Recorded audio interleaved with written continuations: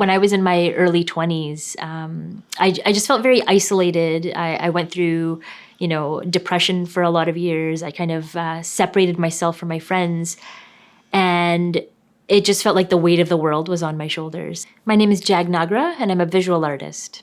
I think it's really important for, first of all, just to have more queer representation in spaces like KPU, and especially for the South Asian community. When they see that, I have painted a drag queen, right? To see someone with brown skin featured so prominently on a mural like this, I think for people, especially who are struggling to come out or who are kind of questioning where they are with things, it can offer a little bit of hope. And that's something that like when I was struggling with, how do I come out to my parents? How do I come out to anybody?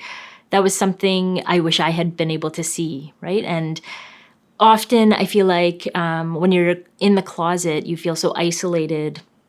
You don't think there's anybody who would understand what you're going through. And to be able to have this artwork here, I think it's so important because, even when I was painting it, when folks would stop by, I had a few conversations with people who were struggling to, know how to come out, and, seeing that, I could tell how touching that was for them to have this kind of representation. So that's sometimes when I'm creating art like this, it's often what I wish I had been exposed to from a younger age. I'll never forget what it felt like to be in the closet and to be struggling and just questioning everything. So I definitely,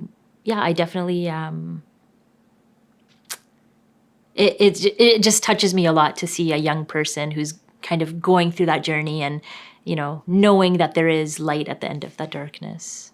I want to give a big thanks to Greg Chan of KDocs, to the community at Share Pride, and everybody at KPU who helped play a part in bringing this to life. I think it's so important that we have this kind of representation in these spaces.